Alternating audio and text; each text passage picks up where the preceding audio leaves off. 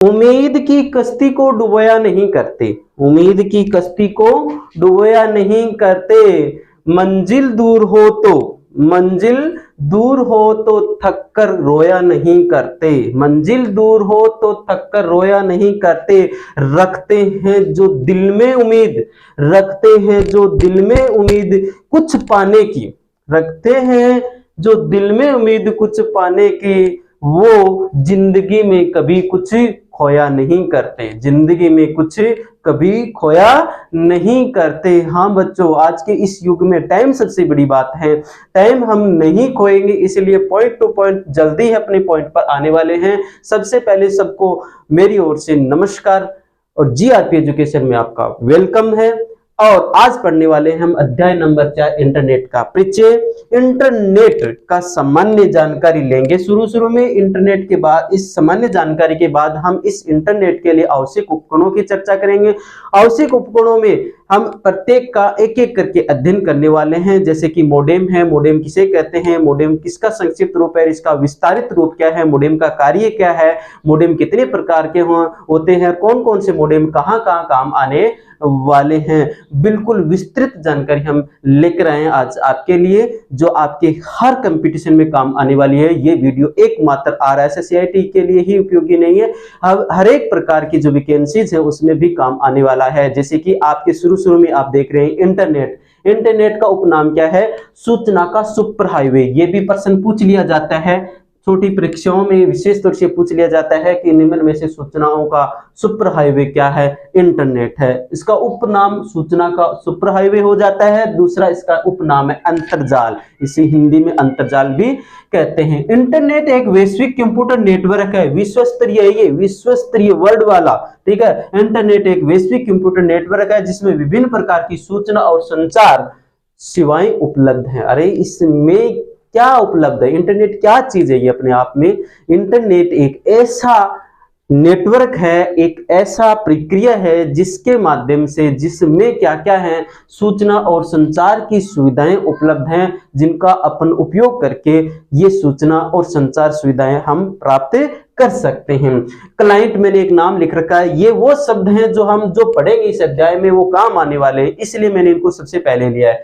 Client विशेष तौर से अच्छा है ये, हम इनको दैनिक जीवन में बोलते भी हैं लेकिन इनके बारे में जानते नहीं कि वास्तव में क्या चीज होता है। क्लाइंट क्या होता है, एक कंप्यूटर अगर फाइल प्राप्त कर रहा है तो वो क्या कहलाता है, क्लाइंट कहलाता है। अगर कोई कंप्यूटर फाइल प्राप्त कर रहा है, डाउनलोड कर रहा है, तो वो क्या है, क्लाइंट कहलाता है। जबकि सर्वर क्या है, कंप्यूटर यदि फाइल भेज रहा है तो वो क्या कर रहा है, सर्वर कहलाता है, अर्थात अपलोड जो कर रहा है वो क्या है, सर्वर कहलाता है। ये नॉर्मल है, कोई बात नहीं, सबको पता भी है। और इसके बाद इंटरनेट की सेवा प्राप्त करने के लिए अपने क्षेत्र में इंटरनेट सेवा प्रदाता ISP इंटरनेट सर्विस प्रोवाइडर के साथ एक खाता खोलना आवश्यक होता है। ये जरूरी है अगर हमें इंटरनेट की सेवा प्राप्त करनी है। अगर हमें इंटरनेट की सेवा प्राप्त करनी है, इंटरनेट का जो सेवाएं हैं अर्थात जो संचार और ये जो संचार और सूचना सेवाएं जो उपलब्ध हैं, ये अगर हमें लेनी है तो हमें अपने क्षेत्र में क्या करना पड़ेगा,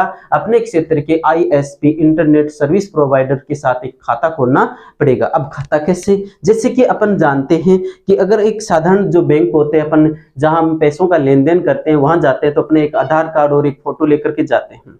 वो क्या करते हैं, आधार कार्ड और फोटो क्या जो एक फॉर्म होता है वो फिल कर देते हैं और फिल करने के बाद हमें वो एक सबूत के रूप में पासबुक वगैरह जिसको नाम कहते हैं बैंक पासबुक, वो दे देता है। और हम क्या करते हैं, जब भी कोई लेन देन करते हैं तो वो उस पासबुक को लेकर के जाते हैं और काम हमारा कर लेते हैं, ठीक है। ठीक उसी प्रकार से जब हम किसी प्रकार की कोई सिम वगैरह खरीदते हैं तो क्या करते हैं, एक आधार कार्ड लेके जाते हैं और वहां अपन क्या करते हैं, वो जो वीडियो बनाता है या फिर जो भी फोटो लेता है ले लेता है और आधार कार्ड नंबर लगा लेता है, अंगूठा भी लगवा लेता है। तो ये सब प्रक्रिया हो गई वहां।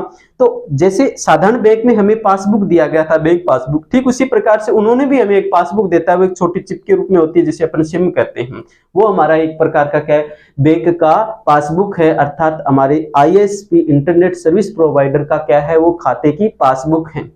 ठीक है, जिसमें हमारे बारे में सारी सूचनाएं उपलब्ध होती है और उसके माध्यम से अपन क्या करते हैं, जो निश्चित भुगतान है, निश्चित जो प्रोटोकॉल है वो देख करके अपन इंटरनेट की सेवाएं हैं ले सकते हैं उनके माध्यम से। जिस प्रकार से हम साधारण बैंक के जो पासबुक जो होते हैं, वित्तीय बैंक जो होती हैं, उनकी पासबुक के माध्यम से हम क्या करते हैं, वित्तीय सेवाओं का आदान प्रदान कर लेते हैं, लेन देन कर लेते हैं, ब्याज देते हैं और प्राप्त भी कर लेते हैं, अर्थात वहां हम वित्तीय सेवाओं को आदान प्रदान करते हैं। ठीक उसी प्रकार से इंटरनेट सेवा प्रदाता जो है आईएसपी, उन वो जो हमें एक जो सिम जो देता है, अर्थात सिम वो एक बैंक पासबुक के रूप के एक जो सिम देता है, वो उस सिम के माध्यम से अपन क्या करते हैं, सूचना और संचार की सुविधाएं हैं वो उपलब्ध करवाते हैं, अर्थात वो लेते हैं।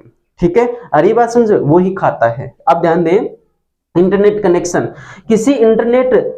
किसी इंटरनेट प्रदाता द्वारा दिया गया इंटरनेट कनेक्शन टेलीफोन नेटवर्क जैसे कि बीएसएनएल, एमटीएस, रिलायंस और एयरटेल वगैरह वगैरह, ये सब हम जानते हैं। यहाँ एक चीज आई है आईएसपी। आईएसपी एक ऐसा संगठन है जो इंटरनेट का उपयोग और उपयोग करने के लिए सेवा प्रदान करता है। ये देखो, आईएसपी खुद भी उपयोग करता है किसका, इंटरनेट का, और हमें भी क्या कर देता है, अनुमति दे देता है। अर्थात इनके जो निश्चित प्रोटोकॉल है उनका अगर हम पालन कर देते हैं तो हमें भी वो क्या कर देते हैं, उस इंटरनेट की सेवा का हमें मौका देते हैं, उनकी इंटरनेट सेवा है वो भी अपन ले सकते हैं। ठीक है, यहाँ देखो एक पर्सन ये पूछा जाता है विशेष तौर से, आईएसपी का फुल फॉर्म क्या है, तो इंटरनेट सर्विस प्रोवाइडर आईएसपी का फुल फॉर्म है, ये हमें याद रखना है। विशेष तौर से सूचना का सुपर हाईवे अंतरजाल, ठीक है, क्लाइंट सर्वर, और एक ये आईएसपी का full form internet service provider.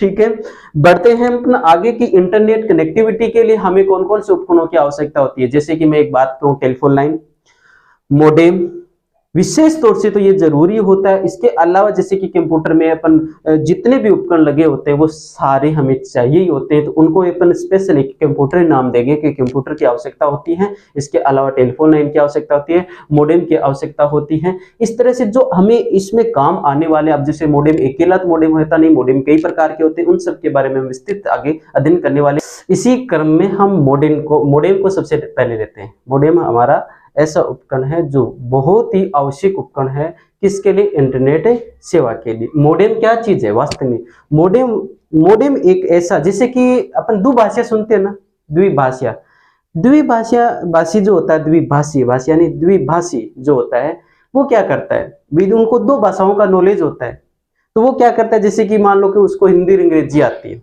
तो वो क्या करता है कि हिंदी को अंग्रेजी में कन्वर्ट कर देता है, अंग्रेजी को क्या कर देता है, वो हिंदी में कन्वर्ट कर देता है, और आसपास के जो लोग हैं जिस भाषा में जानते हैं उसी भाषा में वो इसे समझ लेते हैं। ठीक इसी प्रकार से मोडेम का कार्य है। मोडेम क्या करता है, देखिए सबसे पहले तो ये जानकारी ले लें अपन, ये चर्चा कर लें, क्या चर्चा, कि कंप्यूटर जो है ना वो डिजिटल भाषा जानता है, डिजिटल रूप में ही सूचना को ग्रहण करता है और डिजिटल रूप में ही सूचना को वापस हमें आउटपुट के रूप में देता है। अब डिजिटल रूप मतलब ये सिर्फ और सिर्फ ऑन और ऑफ की भाषा जानता है, 0 और 1 संकेत ही जानता है। इसी रूप में ये सूचना को ग्रहण करता है, इनपुट करता है, और उसी रूप में ये क्या कर देता है, आउटपुट कर देता है। ठीक है, जबकि जो टेलीफोन लाइन होती है, जो इंटरनेट के लिए हमारे आवश्यक उपकरण में आती है, टेलीफोन लाइन जो है वो आवश्यक उपकरण के रूप में आती है, तो इनमें जो सूचना है वो डिजिटल रूप में नहीं जाती, वो एनालॉग रूप में जाती है। यानी यूं कहें कि जो कंप्यूटर जो सूचना लेता है या देता है वो डिजिटल रूप में लेता है, लेकिन वो सूचनाएं हैं वो टेलीफोन लाइन में उस रूप में नहीं जाती है, और किस रूप में चेंज होकर जाती है, वो एनालॉग रूप में जाती है। तो अब इनको चेंज करने वाला भी होना चाहिए बीच में, तो चेंज करने वाला कौन है, मोडेम। यानी यूं कहें कि कंप्यूटर की जो कार्य क्षमता है, सूचनाओं के आदान प्रदान करने का जो कार्य है वो किसके माध्यम से होता है, सरल किसके माध्यम से होता है, वो मोडेम के माध्यम से होता है। बिना मोडेम के हम कंप्यूटर की भाषा नहीं जान सकते और कंप्यूटर हमारी भाषा नहीं जान सकता। अर्थात ये जो टेलीफोन लाइन है और कंप्यूटर है उनके बीच में मध्यस्थता का काम करता है। इसके बिना हम सूचनाएं का आदान प्रदान नहीं कर सकते। समझ में आ गई बात? यानी ये मीडिएटर का काम करता है जो दो भाषाओं का ज्ञाता है। एनालॉग भाषा और डिजिटल भाषा। जैसे कि मान लो इसे किसी प्रकार की कोई भाषा प्राप्त हुई, जैसे कि हमने हिंदी में बोला है, कुछ भी बोला है, ये एनालॉग रूप है, और कुछ संकेत दिए, ये भी एनालॉग रूप है। तो किसको दिए? टेलीफोन लाइन में, क्योंकि ये टेलीफोन लाइन में संचारित होते हैं, ये इनका जो ट्रांसमिशन है वो क्या होता है? टेलीफोन लाइन में होता है। अब देखो टेलीफोन लाइन में हो रहा है, तो यहाँ कंप्यूटर है और यहाँ मोडेम है। इधर से मान लो कि टेलीफोन लाइन में हमने एनालॉग रूप दिया है, सूचना को एनालॉग रूप में सूचना को हमने प्रसारित कर दिया है, तो अब ये सीधा कंप्यूटर में नहीं जा सकता, क्योंकि कंप्यूटर इसे समझेगा ही नहीं। तो फिर क्या करें? इस एनालॉग को ये मोडेम क्या करेगा? ये मोडेम उसे डिजिटल रूप में बदल देगा, ठीक है, और डिजिटल रूप में बदल करके कंप्यूटर को सूचना प्रसारित कर देगा, आगे ट्रांसफर कर देगा। कंप्यूटर उसे समझ लेगा और उसका सॉल्यूशन बता देगा। बताने के बाद वो वापस इसी लाइन में डिजिटल रूप में जो कंप्यूटर है वो क्या कर देगा? उस सूचना को टेलीफोन लाइन में भेजेगा, लेकिन ऐसे भेज नहीं सकता। अब क्या करेगा? वो मोडेम का सहारा लेगा, और मोडेम क्या करेगा? उसे डिजिटल से एनालॉग में बदल देगा, और एनालॉग में बदलने के बाद वो टेलीफोन लाइन में संचारित हो सकती, अगले वाले कंप्यूटर में चली जाएगी। जैसे ही अगले वाले कंप्यूटर में जाएगी, वहां का मोडेम क्या करेगा? एनालॉग को डिजिटल में बदल देगा और कंप्यूटर से ग्रहण कर लेगा और समझ लेगा, क्योंकि वो इसी भाषा को जानता है। समझ में आई बात? अरे भाई, मोडेम मात्र क्या करता है? इधर से उधर समझाने का काम करता है, अकेला कंप्यूटर कार्य नहीं कर सकता। अब ये तीन प्रकार से हम इनको बांट सकते हैं मोडेम को। एक तो इंटरनल मोडेम, एक बाहरी एक्सटर्नल मोडेम, और एक पीसी मोडेम, ये रहा पीसी कार्ड मोडेम। ये तीन प्रकार से मुख्य रूप से अपन बांट सकते हैं। वैसे इसके दो रूप ही काफी है, इंटरनल और बाहरी, ये दो ही रूप काफी हैं। ये दो रूप में बांट सकते हैं, अथवा इनको ज्यादा करें तो कुल मिला के तीन भागों में से बांटा जा सकता है। ये कोई फिक्स नहीं, किसी बुक में दो प्रकार से, किसी बुक में तीन प्रकार से इनको डिवाइड किया हुआ है। अब इनके इंटरनल के भी दो पार्ट है, डायल अप और वाईफाई वायरलेस। अब वाईफाई का फुल फॉर्म है वायरलेस फिडेलिटी, वायरलेस फिडेलिटी, ठीक है। और पीसी कार्ड मोडेम, ये सब अपन मोडेम के प्रकारों में बांट सकते हैं। जैसे कि अपन देख लेते हैं एक बार थोड़ा मोटा मोटा। मोडेम एक डिवाइस या प्रोग्राम है, बिल्कुल डिवाइस है, उपकरण है भी। डिवाइस का मतलब है जो डाटा संचारित करने के लिए कंप्यूटर को सक्षम बनाता है, कंप्यूटर को सक्षम बनाता है। ये देख लेना, मोडेम छोटी चीज नहीं है, ये कंप्यूटर को सक्षम बना रहा है। किसके लिए? डाटा को संचारित करने के लिए, डाटा को एक स्थान से दूसरे स्थान पर भेजने के लिए सक्षम कौन बनाता है? मोडेम बनाता है। जैसे कि डाटा को टेलीफोन लाइन या केबल लाइन पर संचारित करते हैं, इसके लिए मोडेम की आवश्यकता जरूरी होती है।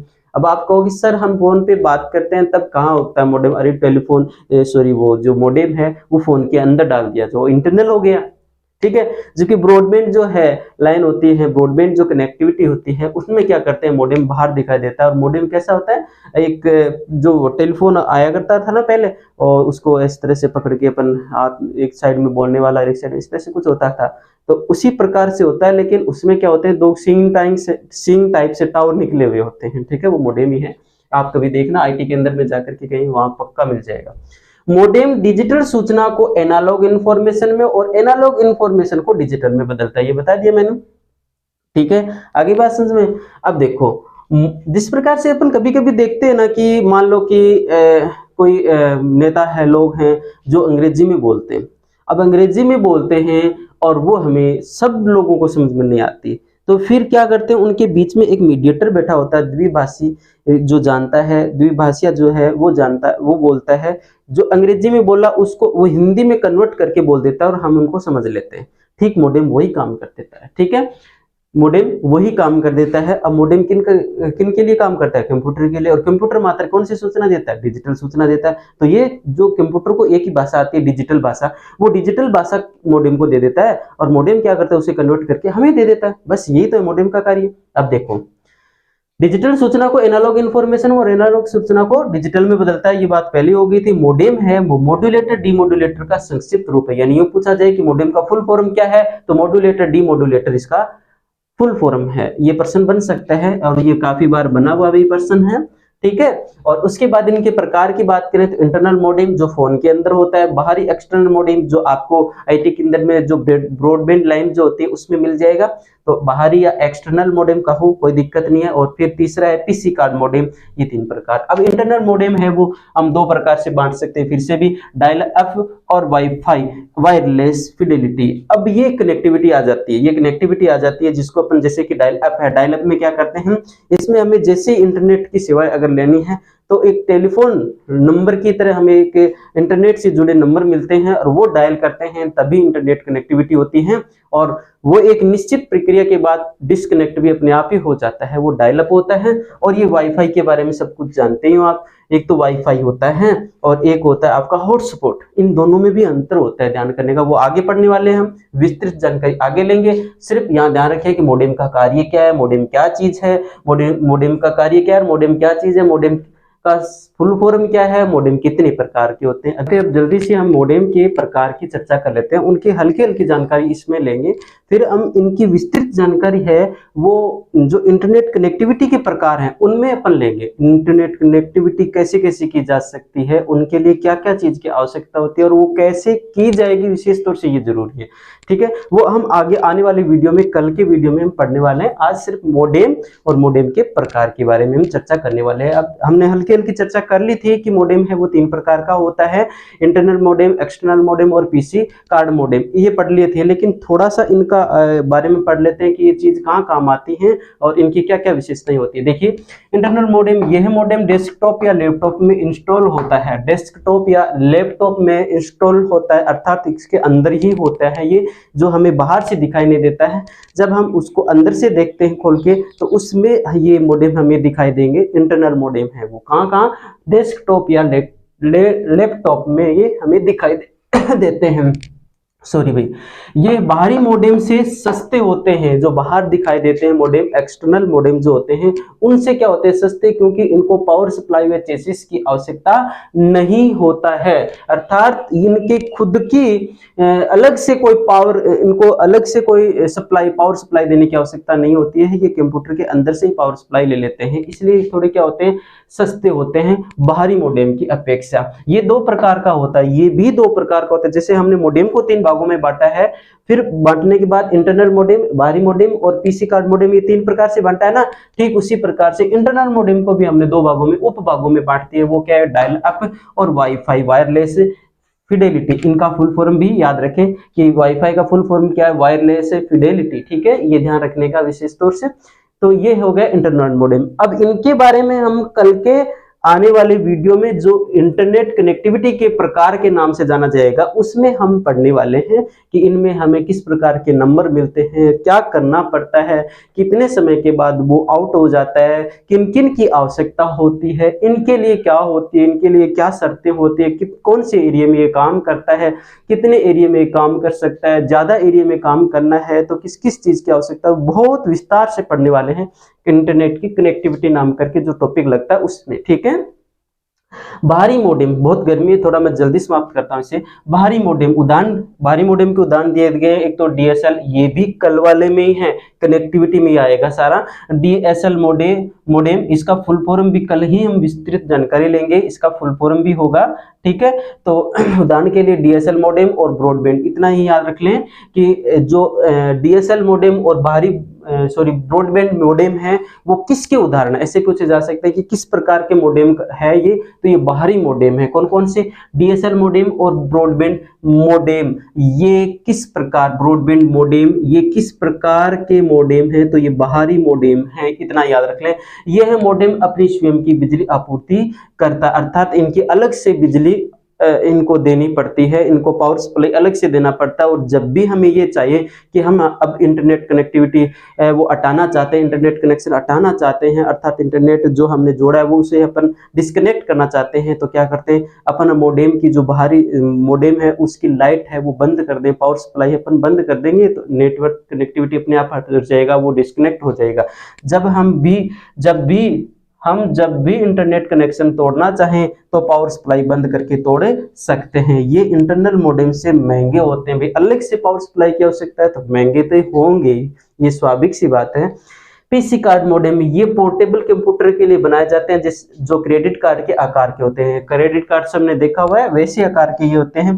कौन? ये पीसी कार्ड मॉडेम। और ये है पीसी कार्ड मॉडेम बाहरी और आंतरिक मॉडेम के संयोजन की तरह होता है, अर्थात इनका जो एक यूं कह सकते हैं कि एक प्रकार से इनका मिश्रण है, इंटरनल के भी गुण है इसमें और बाहरी मॉडेम के भी गुण हैं, दोनों के गुण हैं, इसलिए इसने ऐसा बोला है कि ये पीसी कार्ड है, ये जो पीसी कार्ड मॉडेम है वो क्या करता है, बाहरी और आंतरिक मॉडेम के संयोजन की तरह होता है, अर्थात ये दोनों का ही काम कर लेता है।